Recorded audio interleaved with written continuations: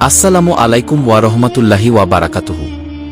আবু হুরায়রা রাদিয়াল্লাহু আনহু হতে বর্ণিত, রাসূলুল্লাহ সাল্লাল্লাহু আলাইহি ওয়াসাল্লাম বলেছেন, দুজন স্ত্রীলোকের সাথে তাদের দুটো ছেলে ছিল। বাঘ এসে তাদের একজনের ছেলেকে নিয়ে গেল। এক মহিলা তার সঙ্গিনীকে বলল, বাঘ তোমার ছেলেকে নিয়ে গেছে। অন্যজন বলল, বাঘ তোমার ছেলেকে নিয়ে গেছে। তারা দুজন দাউদ আলাইহিস সালাম এর কাছে তাদের মামলা পেশ করল। তিনি বড় স্ত্রীলোকটির পক্ষে রায় দিলেন। তারপর তারা বেরিয়ে দাউদ আলাইহিস সালাম এর ছেলে সুলাইমান আলাইহিস সালাম এর কাছে গেল, আর তারা দুজনেই তাকে তাদের ঘটনা জানাল। তখন তিনি বললেন, আমার কাছে একটি ছুরি আন, ছেলেটিকে কেটে দুজনের মধ্যে ভাগ করে দেব।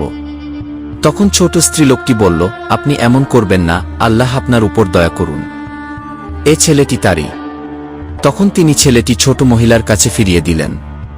আসসালামু আলাইকুম ওয়া রাহমাতুল্লাহি ওয়া বারাকাতুহু।